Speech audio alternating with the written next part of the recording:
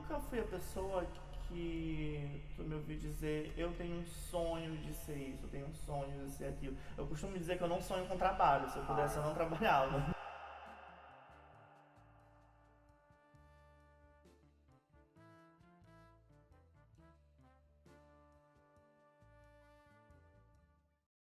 Luiz Pimentel, conheço há muito tempo, veio hoje aqui abrilhantar o nosso podcast, passar muito código, muita informação aqui, tem uma história de vida fantástica, maravilhosa, e eu fiquei muito honrado dela vir aqui hoje no nosso podcast compartilhar um pouco da história dela, da vida dela, pra gente, que eu acredito que vai ter muito a agregar com a galera que acompanha esse episódio. E aí, Luiz, tudo bom? Tudo jóia, é um prazer pra mim estar aqui, né, também com um amigo de infância, que é o Sidney. A gente não vai revelar aí as idades, mas ele é um pouquinho só mais velho que eu. E tô aqui pra somar. Ai, que maravilha. Luiz, eu vou começar contigo fazendo a pergunta que a gente sempre faz aqui inicial, porque todo mundo fica curioso também para conhecer. A gente quer saber quem é Luiz Pimentel, o que ela tem aqui de tanta informação ao ponto de estar aqui no nosso canal, que vai agregar muito com a galera que for assistir, né?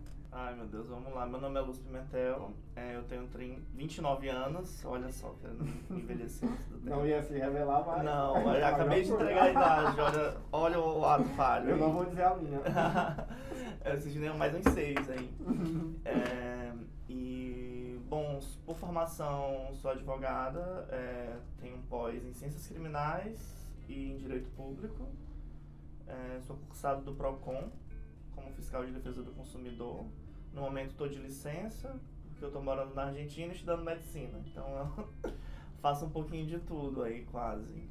Ai, que maravilha. E então, Luiz, e essa decisão de ir para a Argentina, né? Tá aqui, tá no direito, fez essa transição toda, o que fez que foi que te inspirou a estar indo para lá, tá mudando totalmente de carreira? É uma história em duas partes. Primeiro aqui no PROCON eu já tinha, eu acho que satisfeito boa parte do que eu poderia contribuir com o Instituto.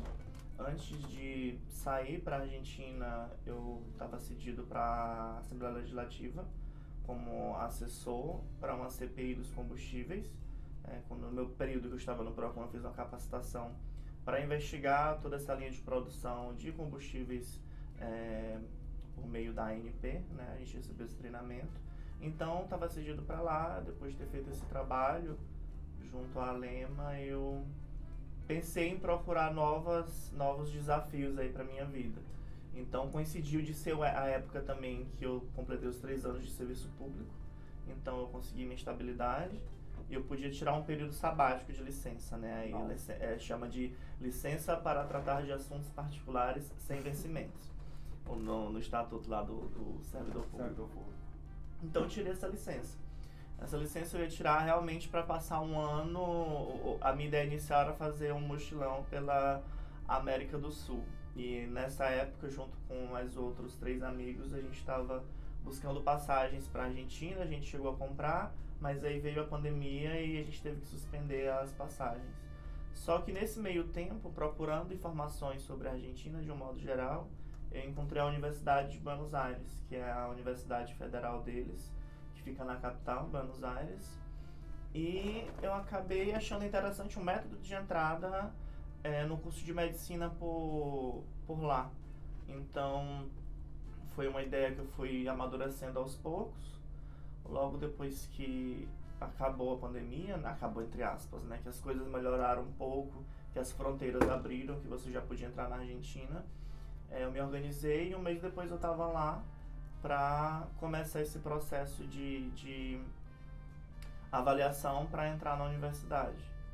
Então, foi mais ou menos por aí, algo que ia começar por lazer, e eu resolvi mudar de ideia justamente porque o trabalho eu já sentia que eu tinha me realizado no que eu podia contribuir ali.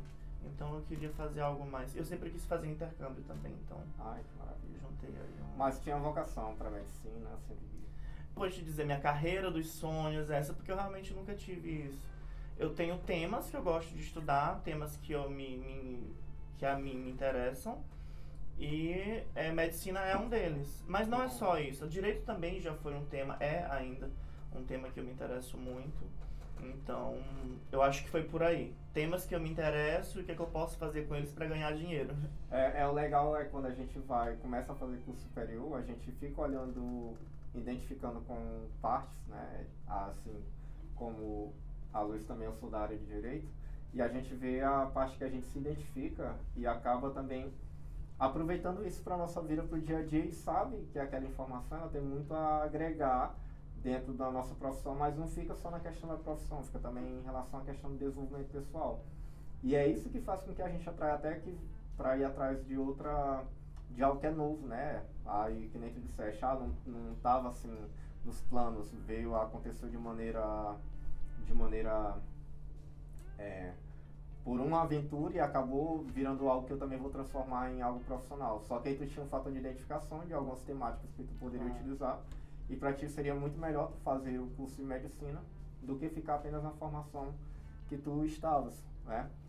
Mas, enfim, continuando aqui, você falou que tá no Procon, mas foi o primeiro concurso que você fez? Não, eu faço provas de concurso desde os meus 14. Eu faço provas de vestibular desde os 13 e de concurso desde os 14. Meu pai é muito concurseiro. Então, ele sempre estimulou. E eu sempre tive a curiosidade também de estar lendo a Constituição e tudo. Então, eu sempre fiz, despretensiosamente, né? Então, quando eu passei no Procon, eu não imaginava que eu ia passar. Porque, pra ser sincero, era mais um concurso que eu estava indo fazer. Porque eu sempre fazia todo concurso que aparecia aqui pela região. Então, se era um concurso no Maranhão, eu fazia. Fiz provas de tudo que tu imaginar. Tudo. Eu não sei se foi assim como eu. Porque, por exemplo, quando eu comecei a fazer concurso, eu despertei a vontade de fazer direito justamente por ter iniciado o estudo em Constituição. E eu não sei se tu teve também esse mesmo insight, essa mesma vontade. Olha como é a ironia das coisas. Eu quis cursar direito quando eu estava estudando para fazer o vestibular de medicina. O meu irmão fez medicina na Universidade Federal do Acre, o Bruno. Uhum. E eu fui passar um tempo com ele lá. Eu fui fazer o vestibular dessa universidade que ele estudava. E eu fui antes para poder ficar um tempo com ele também e ir estudando por lá. Nessa época, além de estudar nessa universidade, o Bruno era servidor público de lá. Então, eu passava muito tempo do dia na biblioteca dessa faculdade dele estudando. Isso eu devia ter meus 15. E uma vez na biblioteca, eu lembro que eu estava estudando meiose, mitose, em uma cabine individual, só que logo à frente tinha uma mesa de estudo em grupo e tinham alguns estudantes ali de direito discutindo a República de Platão, e eu acredito que eles estavam no primeiro período, segundo talvez. Empolgados. Nossa, eu achei aquilo interessantíssimo. E eu fiquei, gente, mas que legal, né? Aí eu fechei meu livro de biologia na hora, eu fui procurar esse livro lá de filosofia e me interessei pela temática. Aí eu digo, gente, quer saber por que não? E eu sempre fui muito disso, eu digo, por que não? Que mal vai fazer? Eu não tenho muito medo de mudar, assim, de ideia, não. Show. Então, o medo da mudança nunca foi algo que me paralisou. A ousadia é essencial para a gente vai com querer certeza. continuar. Então, se você tiver medo de mudar, você não vai pra frente. E foi ali que eu decidi cursar Direito. Então, óbvio, teve uma resistência em casa, porque afinal de contas eu tinha ido bater lá no Acre para estudar, para fazer o vestibular de medicina, só que lá nesse meio tempo eu resolvi que eu queria cursar Direito. E assim foi, entrei no curso, fiz o curso. Outra ironia, durante o curso eu gostava muito dessa matéria de Direito do Consumidor, só que pelo menos na minha grade era uma matéria muito curta, ela tinha 32 horas só. E já era uma matéria que a gente pegava lá no final dos últimos anos, a galera já estava cansada, com vontade de terminar logo essa faculdade, e a galera empurrava com a barriga, porque era uma matéria curta e relativamente fácil. Mas eu gostava muito, eu me dava bem com o professor. Então eu sempre estava de olho, né? Porque Direito do Consumidor é uma matéria de direito que está viva sempre, porque as relações de consumo, elas mudam sempre, né? Na época que eu estudava, por exemplo, não tinha como a gente conceber o TikTok como o uso do TikTok como uma relação de consumo, e você tá ali prestando os seus dados, dando a sua visualização, consumindo a publicidade do TikTok. Então, se a rede do TikTok cair, você pode denunciar o Procon, entendeu? Como já aconteceu quando o Instagram caiu. Então, ali eu tive eu me interessei por esse tema. Quando eu fui fazer o concurso do Procon, eu fiquei, gente, eu já gosto da matéria, deixa eu dar uma lidinha maior aqui. Mas foi despretensioso mesmo, assim. Eu consegui fechar a parte de consumidor e eu fiquei, meu Deus, será que eu vou passar? Sabe, quando tu corrige só o gabarito. Sim, e eu sim. fiquei, eu digo, gente, eu nunca tinha fechado uma matéria na vida, em nenhuma prova. Aí eu digo, eita, será? Mas eu guardei aquilo comigo, tinha discursiva, né? Eu digo, não, vamos esperar aí pra ver. E aí saiu o resultado, passou uma semana e eu não tinha visto, porque eu tava de férias na casa da minha avó. Aí eu lembro que eu tava deitado na rede e eu com o celular entediado, eu digo, menina, é a prova que eu fiz. Eu acho que já saiu o resultado, que eu sabia mais ou menos o dia que ia sair. Aí quando eu olhei, eu realmente não acreditei. Eu olhei de novo, atualizei a página, fui na casa de um primo meu pra ver pelo computador mesmo. Eu digo, gente, deu certo. Ai, que maravilha. Aí foi uma loucura, mas eu realmente não esperava, porque como eu te disse, eu já fazia muito concurso. E às vezes batia na trave de você ser aprovado, mas não tá com o nome ali na lista de possibilidades de ser chamado. Você é aprovado na prova, mas você não se classifica bem. Então às vezes acontecia isso. Normal, pra gente que tá na rotina de concurseiro sempre... Pra mim era mais uma prova. Aí acabou não sendo, eu digo, vai ser muito bem-vinda, porque eu já tava terminando, eu tava perto de concluir o curso. Aí, aliás, já tinha concluído o curso. Show. Aí assim foi que eu terminando o concluí. curso, já fui para o Já serviço fui público. entrando no serviço E público. o cargo que você exerce poderia conciliar com a advocacia, alguma coisa desse tipo? Olha, isso é uma discussão aí que a gente tem com a Ah. AB. Tem colegas que conseguiram, tem colegas que não. Porque eles entendem que a gente faz um trabalho de polícia administrativa. Mas a gente não exerce só o cargo de fiscal. Lá dentro eu posso ser assessor, Sim. né? Como eu enveredei para 2 rumos ali dentro do Procon. Um lado foi a fiscalização de combustíveis, que era um tema que realmente me interessou bastante. E o outro foi uma questão muito mais de fiscalizações sanitárias, que era trabalhar com bares e restaurantes. Então eram os 2 caminhos aí do Procon que eu me interessava.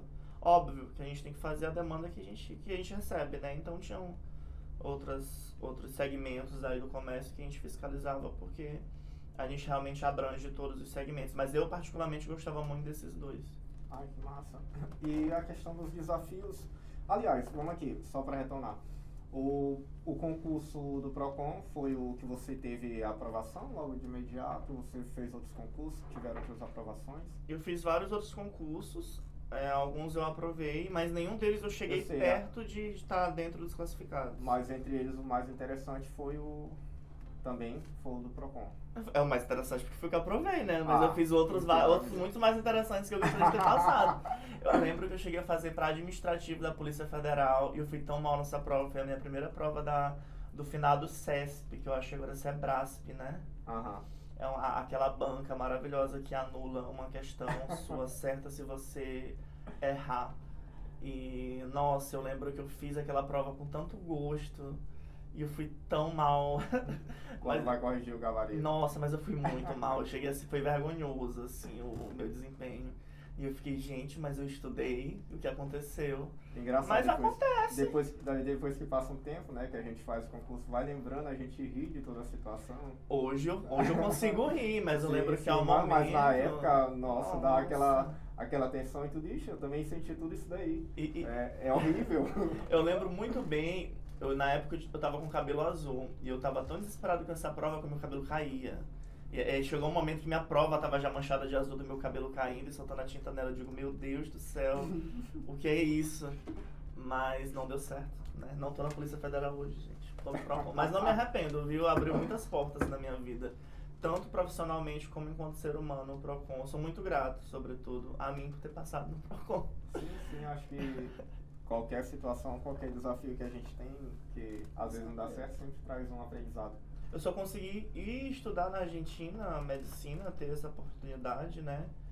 Porque eu estudei no Procon antes, passei no Procon antes. Então, assim, financeiramente, materialmente, foi o que me garantiu estar lá, né? Óbvio que aí você tem que ter, aí puxa pro teu lado aí, a organização financeira para não meter os pés pelas mãos, porque servidor público vê uma margem de consignado para ficar com para ficar com uma situação difícil no banco daqui para ali. Mas graças a Deus deu tudo certo. Sim. Luiz, assim, vamos falar um pouco sobre os desafios. Né? Desafios pessoais, desafios profissionais também, que você, acredito que todo mundo aqui já teve uma boa visão do que você transpareceu com a gente, e um pouco dos desafios pessoais. Porque também, assim, a gente sabe que o Brasil ainda é muito arraigado em relação a preconceitos, até a gente estava conversando um pouco sobre isso aqui. E como é que está a situação hoje em relação à comunidade LGBT? Queria que você falasse um pouco pra gente. Vamos lá, então, pegar essa construção. Acho que os desafios para uma pessoa LGBT no Brasil, principalmente da minha geração, talvez as gerações atuais tenham sentido isso de uma forma muito mais diluída. Mas eu, enquanto pessoa LGBT não binária, que cresceu no interior do Maranhão, os desafios foram muitos. Eu tive a sorte de estar numa situação privilegiada com os meus pais ali, que sempre me impulsionaram a estudar. Mas estar na escola sendo um indivíduo que desvia de uma norma socialmente imposta, e aí eu falo norma, porque se você desvia, você recebe uma sanção moral, né? Ou seja, as pessoas vão te dizer que teu comportamento é errado, isso é uma sanção. É complexo. Para uma criança é complexo, para um adolescente, um pré-adolescente é complexo. Eu vejo isso muito dentro das escolas. E aqui, gente, que ela citou, né, é maravilhosa. A família da Luz é totalmente maravilhosa, os pais dela, irmão. Quem conhece, né, que eu tive a oportunidade de conviver, assim, muito do que eu consegui construir na minha carreira, eu devo também. A Luziela me incentivou muito, o Bruno também me incentivou muito. E aí, assim, acredito que quando eu vi, eu sabia que também que o acolhimento lá, tudo deles, você não ia ter total apoio, né? Mas, enfim, continua. Eu tive sorte em casa, porque já é uma exceção, não é a realidade de muitas pessoas da comunidade LGBT. Mas na sociedade era um caos, porque eu lembro que quando eu era criança, eu lembro muito bem de um filho de uma vizinha que a gente não vai expor agora, que a mãe dele não deixava ele brincar comigo. E ela falava que era porque eu era meio doido. Eu lembro que era o que ela falava, ele era doido de tanto estudar. Eu digo, olha, meu Deus do céu. Então até isso tinha, sabia? Olha a loucura que é crescer no interior às vezes. Que as pessoas achavam que era errado a pessoa estudar durante muito tempo. Tinha uma ideia de que realmente ia gerar uma loucura em você por estar estudando. De onde eles tiraram isso? Mas era uma realidade, pelo menos na nossa época, isso era uma realidade. Então tinha esse ponto. O segundo é que eu realmente era uma criança estranha. Para além da minha orientação sexual, da minha identidade de gênero, eu realmente fui uma criança estranha. Eu passei por aquela fase emo, eu tinha um cabelo diferente do cabelo de todo mundo na cidade, então eu não facilitei também um pouco minha vida nesse aspecto. Mas eu acho que, com o apoio da minha família, eu sempre me blindei muito. Então, as pessoas podiam achar o que queriam achar da porta de casa para fora, e aquilo não me atingia. Podiam falar, podiam se expressar, podiam ter os olhares, né? Mas aquilo nunca chegou a mim. Eu sempre me sentia muito superior àquilo tudo. Essa habilidade traz tanta força, né? Eu digo que de uma forma otimista a gente pode chamar de força. Sim. Mas eu olho para trás, talvez fosse até um pouco de soberba. Eu olhava para aquele pessoal ali, eu digo, gente, vocês têm uma cabeça tão pequena que eu não vou nem me trocar, sabe? Às vezes não valia a pena. Eu só olhava e... Não valia a pena pra mim. E eu não falo isso com relação à condição social e nada de ninguém. Não nesse sentido, porque você pode ser uma pessoa muito humilde, muito simples e você ter discernimento das coisas. E o que não era o que acontecia na nossa cidade. Então eu acho que pra quem está aí, que tá nessa situação, as coisas vão melhorar. Se você tá no interior e é uma pessoa LGBT, eu sei que é difícil, mas tudo passa, né? Coisas ruins passam, coisas boas passam, tudo vai passar. E você vai encontrar pessoas como você depois, talvez no interior. Na minha época não tinha tantas pessoas LGBT. Hoje em dia eu já vejo que tem mais, de uma forma inclusive mais aberta. Mas na minha época não tinha. E os que tinham hoje, que saíram do armário, na minha época estavam muito do armário fechadinhos. E não julgo, cada um tem seu tempo. Mas nesse sentido, esse era um desafio que existia. E a minha defesa para esse desafio era me blindar. eu simplesmente, muitas vezes, não deixava que isso chegasse até mim. Óbvio que isso talvez foi algo construído com o tempo, sabe? Porque às vezes eu nem tinha discernimento das violências que eu estava sofrendo ali de gênero, de identidade, de orientação sexual, mas eu percebia que tinha algo de errado com os comentários de algumas falas. Talvez eu era tão criança que eu não conseguia discernir que era por conta disso, percebendo isso hoje, sabe? Mas independente disso eu me abstraía, porque eu sei que na minha casa eu sempre fui uma pessoa muito amada. Meus pais são pessoas que têm orgulho de mim. Eu sou uma pessoa que, graças a Deus, tive minhas realizações, né? Hoje eu sou uma pessoa independente. Então, às vezes a pessoa que é LGBT é discriminada conseguiu tantas coisas mais, meu Deus, do que a pessoa que estava lá apontando o dedo pra mim. Então, eu faço o que eu fazia antes, eu simplesmente deixo passar por mim. Agora, depois de grande, isso nunca aconteceu. E eu gostaria muito que acontecesse depois que eu peguei meu AB, mas ninguém nunca mais me discriminou. Então, eu não posso... eu sou doido pra pegar uma indenização. Mas isso nunca aconteceu, porque eles podem pensar, mas eles não falam. O importante é a treta. Eles podem até pensar, mas não falam. Não falam, e eu acho que sabem o porquê que eles não falam. Porque é errado e porque eu sempre tive uma postura combativa. E sempre, isso sim. Nunca deixei passar as coisas, né? Eu questionava sempre. E me blindava, mas questionava, não deixava passar batido, não. É porque quem te conhece, Luiz, sabe que todo lugar que tu chega, tu tem a tua identidade, tu tem aquela autoridade de estar chegando e essa blindagem já é muito daquela personalidade forte que tu tens. E isso é admirável, como tu disseste, né? A maioria das pessoas não tem mesmo nem às vezes a coragem de conseguir chegar aonde quando a gente tá sai um pouco da curva, né? Sai um pouco do que a maioria faz. E aí, assim, isso diz respeito muito a essa coisa forte que tu tem de estar nessa blindagem, de saber quem tu és de fato, de ter ativado tua identidade. Então, independentemente de qualquer coisa, qualquer situação, qualquer local que tu fosse se inserir, com certeza tu iria se encontrar, tu iria estar lá da melhor maneira possível na tua versão, né? Claro. Sendo de fato quem tu és, a Luiz, né? E isso pra mim sempre foi muito importante, sabe, Sidney? Um ponto aí a ser pautado. Eu sofri um acidente, né, em 2014, 15, e cheguei a passar 6 meses sem andar e tudo. E foi um momento, assim, na minha vida em que eu não me apeguei à religiosidade nem nada, coisa que muita gente disse pra eu fazer na época, de agradecer por estar pedindo, eu teria que agradecer de não ter sofrido um acidente, eu sofri. Mas a vida é muito curta pra gente se preocupar com o que o outro quer pra gente. A gente tem que saber o que é pra gente. Eu não posso ser menos eu pra ser mais o outro, se a vida vai ser só uma, sabe? E a vida é tão curta, meu Deus, tão frágil. Então, eu prefiro ser fiel ao que eu quero ser. Eu gosto de ser fiel às mudanças que eu quero ter. Então, sobretudo, autofidelidade, eu acho. A gente tem que levar a vida. Mas esse é um dos desafios que eu tive, né? Voltando aí à questão dos desafios. É um primeiro, mas eu sou tantas coisas além disso, sabe? E tive outros desafios profissionais nessa área de conhecimento mesmo, eu acho, assim, não tive a promoção que eu queria ter porque, não sei, talvez não concordasse com as minhas ideias dentro do direito especificamente. Isso acontece, faz parte. Talvez tive a promoção que eu tive porque pratiquei e exerci um bom networking, que eu acho que isso é fundamental. Gente, façam networking. Se vocês não sabem o que é, busquem, né? Construam relações boas no trabalho, isso é fundamental. Nós somos seres sociais, ninguém faz nada sozinho. E isso também chega no ambiente do trabalho.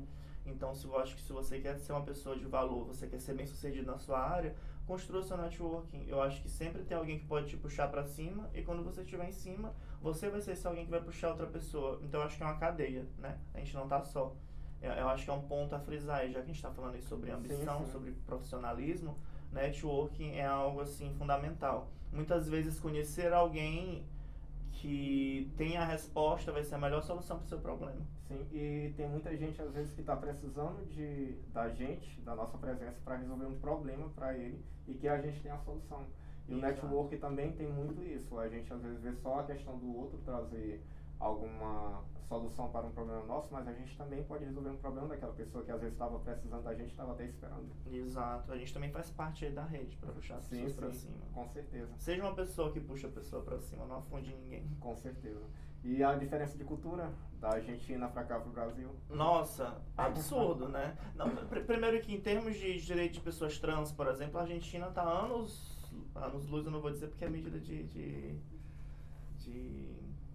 Ixi, vou errar aqui na frente do meu ex-professor de física. Mas enfim, ela está a quilômetros na nossa frente. E, por exemplo, lá eles têm cota para pessoas trans no serviço público, sabe? Para fazer concurso público, tem bolsas de auxílio, tem uma legislação de identidade de gênero muito forte. Eu acho isso sensacional. E ter isso na norma repercute na sociedade, o que é muito bom. Então, assim, isso não é mais um tema que é um problema para eles. Eles têm outros problemas, esse não é um, né? Mas falando assim do indivíduo, eu acho que a gente tem que dividir lá em Buenos Aires o que é a pessoa da capital de Buenos Aires, que é o portenho, né? A pessoa nascida lá, e a galera que é do interior, né? Das províncias que eles chamam. Porque o portenho, ele é muito europeizado, assim. Quando a gente fala que a Argentina pensa que é a Europa na América do Sul, a gente está falando ali do portenho, de uma parcela dos portenhos, que realmente são os descendentes aí de uma antiga elite proprietária de terras, que realmente veio da Europa. Então eles têm algo ali que eles guardaram na memória, que é muito terrível, mas tem os outros argentinos que são maravilhosos, gente. Exemplos, dê exemplos. Exemplo, tinha umas deixou um gostinho e não falou. Tinha umas senhorinhas complicadas lá, sabe? Assim, eu morava em um bairro que chama Palermo. É um bairro que tem muito idosos e ao mesmo tempo é um bairro muito boêmio. Então, assim, até as 4 da tarde eram muitas senhorinhas na rua com muitos horários de julgamento. E de noite já era, assim, muito turista na região, então tinham essas duas Buenos Aires. A Buenos Aires das senhorinhas que passavam te olhando dos pés à cabeça e a Buenos Aires da galera alternativa que tá só curtindo a sua vida e deixando você curtir a sua vida também. Então, mas eles de um modo geral são extremamente politizados. O argentino é um indivíduo que é politizado desde cedo. Eles viveram 6 ditaduras militares, então assim, eles estão sempre vigilantes, eu usaria essa palavra, com relação aos seus direitos. Infelizmente passa hoje por um caos econômico e social, né? Com esse governo do Milei. Não sei quando vocês vão estar assistindo isso, mas hoje o governo de lá é do Milei. Espero que amanhã já não seja. Então, tá um caos hoje. A educação, que é o que eu posso falar diretamente, que é algo que, né, eu faço uso de lá, tá aí com as contas de 2024 ainda não foram aprovadas. Então, nesse sentido, isso reflete também na sociedade, porque a galera lá tá assim com a impaciência absurda. Você até comentou que não tava tendo um calendário definido por conta disso. A gente não sabe quando as aulas vão voltar pra galera que tá até o 4º ano. Quem já tá nos hospitais consegue cursar porque vem a verba da saúde. Mas quem ainda tá na universidade, não começou as práticas hospitalares, não sabe se vai voltar agora em abril, no meio do ano. Por isso que eu comprei passagem só de vinda. Luiz, e para aqueles brasileiros que estão pretendendo, né, que pensam em fazer medicina na Argentina, qual seria o conselho que tu deixaria para eles? Olha, pesquise bastante antes de ir. Estude espanhol, sobretudo. Não vá achando que espanhol é português com sotaque, porque não é. O espanhol argentino é bem peculiar. A conjugação verbal da Argentina, eles praticam só lá. O uso de um tempo verbal só acontece lá. Então, estudem, se dediquem. Eu acho que o principal é isso. Façam um bom curso de espanhol para chegar lá já sabendo. Não vão achando que você vai aprender lá, porque o seu aproveitamento universitário vai ser péssimo. A sua vivência na cultura, vai ser terrível. Você não vai conseguir fazer compras no supermercado. Pensa que não vai ter nada em português lá. Você chega no aeroporto, você sente no ar que é outra cultura, você sente no ar que realmente você está fora do Brasil. Então, eles são bem diretos, o espanhol ele é bem, eu diria que é uma linguagem não feia, mas ela é muito mais objetiva do que o português que a gente usa aqui. Eles vão muito mais direto ao ponto, eles chegam a cortar preposições para poder falar o que eles querem logo. Então isso reflete a língua reflete o povo. Eles são uma população direta, objetiva, curta e grossa. Não é que eles vão ser grosseiros e vão levar isso pro coração, eles não levam. Eles só são assim, é o jeitinho deles. E cabe a gente aceitar, porque a gente que é o estrangeiro lá, né? Então, querem ir, pesquisem bastante. Sugiro que estudem na Universidade de Buenos Aires, que é muito boa, a UBA. Tem universidades particulares lá, que tem um preço realmente muito acessível, que vão de, sei lá, acessível comparando com o Brasil, claro, né? Vai de R$600 ao quê? R$2.000, sendo que no Brasil as mensalidades aqui no Maranhão, pelo menos, giram em torno de 11 mil. Santa Inês está 11 mil, por exemplo. Sim, essa média. Então, querem ir, estudem bastante. E eu recomendo muito a Argentina porque o diploma de lá vale na Espanha. Então, se você é uma pessoa assim, desprendida, que quer realmente ir para fora, vai pela Argentina, que da Argentina você chega na Europa, vai ganhar em euro. E euro não tá em crise, não. O peso está em crise, não vale a pena trabalhar na Argentina, não. Senti aqui que tem uma pretensão e um projeto futuro de... Pra Espanha? Pra Espanha. Não, eu não sei. No momento, eu te diria que não. Mas eu não sou de fechar as portas, não. Eu prefiro deixar essas portas abertas aí, quem sabe, depois. E outros projetos? Você tem outros projetos que queria compartilhar aqui com a gente? O meu projeto é conseguir me formar, gente. Meu projeto é conseguir levar essa graduação até o fim, porque não é fácil. Eu acho que o estudo da medicina ele é difícil em qualquer lugar do mundo. Não vai achando que vai ser mais fácil porque tá lá na Argentina, não. Pelo contrário, vai ser mais difícil, porque você vai estudar em espanhol. Então, se você não tiver um espanhol ali bem correto, você vai ter uma certa dificuldade. O que assusta muito os brasileiros quando vão para outro país fazer medicina é a questão da prova do Revalida, né? Isso. Hoje a prova do Revalida, eu acredito que desde 2021 tem uma legislação que estipula que ela vai acontecer 2 vezes ao ano, o que a gente não tinha antes. Antes a gente não tinha garantia dessa periodicidade. Hoje a gente já tem, então já é um ganho, né? E o Revalida, fazendo uma comparação com o exame da ordem, tem prova do Revalida que está mais fácil, tem prova do Revalida que não está. Convido vocês que querem ir para lá e vão ter que revalidar se quiserem trabalhar no Brasil, busquem no site do INEP o painel Revalida. Lá você consegue ver o raio-x da prova, as nacionalidades de quem passou, a faculdade de origem de quem passou.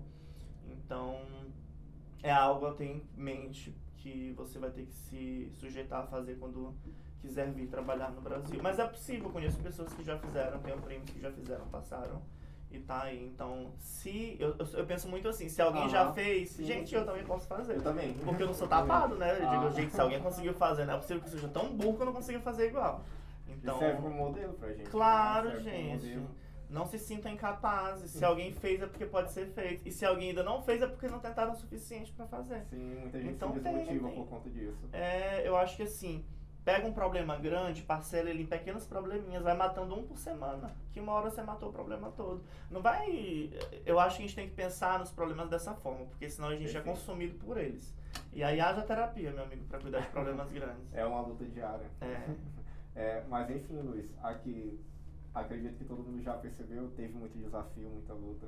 Qual seria o recado, a mensagem que tu deixaria para os jovens e adolescentes que estão chegando aí, que querem construir uma carreira pessoal, profissional, que vão passar também por esse problema de descobrimento de identidade?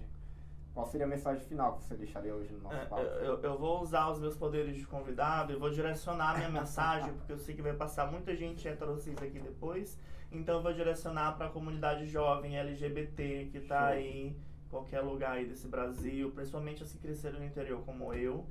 Temem, insistam, continuem, sejam persistentes, porque as coisas mudam. A sua vida não é essa cidade pequena, você vai conseguir realizar todos os sonhos que você tem. É só teimar. Você tem um sonho grande, não tem os meios estruturais para chegar lá ainda, não tem as condições financeiras, faça sonhozinhos menores, né? Faça sonhos meio, né? Faça realizações meio para chegar lá. Quero ser juiz federal, não tenho condições de pagar um cursinho. poxa, faz um concurso de nível médio, sabe? Faz um seletivo, entendeu? Pega um trabalho que te pague, sei lá, um salário mínimo em um shopping, mora em um lugarzinho pequeno, mas guarda o teu dinheiro para tu poder fazer esse curso e investir. Invista em você mesmo e acredite em você. Eu acho que isso é fundamental. O melhor investimento que você faz é em si mesmo. E eu acho que sejam fiéis a si e acreditem em si mesmo. Como já dizia Pablo Vittar, acreditem em vocês mesmos. Show, maravilhoso mesmo. Um prazer ter conversado contigo. Não, o prazer foi Não, meu. eu amei demais. É um recado muito... Foi perfeito essa sua finalização, até porque eu, como professor, que trabalho com adolescentes todo dia, que vejo a aflição, vejo a galera que às vezes vem da comunidade pobre, e ver você que cresceu, que passou por esses desafios, essa situação, deixando esse recado aqui para eles, eu vejo tanto que isso é importante e tem a capacidade de mudar a vida de muitos jovens e adolescentes. E você é um exemplo disso, né? No fim dá tudo certo. Se ainda não deu certo é porque não chegou no fim, eu costumo né? sempre falar, no fim dá tudo certo e o importante é a gente não desistir. Com certeza. Tá, pois esse foi o nosso Simplecast, gente. Muito obrigado por ter vindo aqui. Luiz, assistam esse nosso episódio. Em breve a gente vai continuar com a nossa agenda de 2024. E até o próximo episódio do Simplecast. Tchau.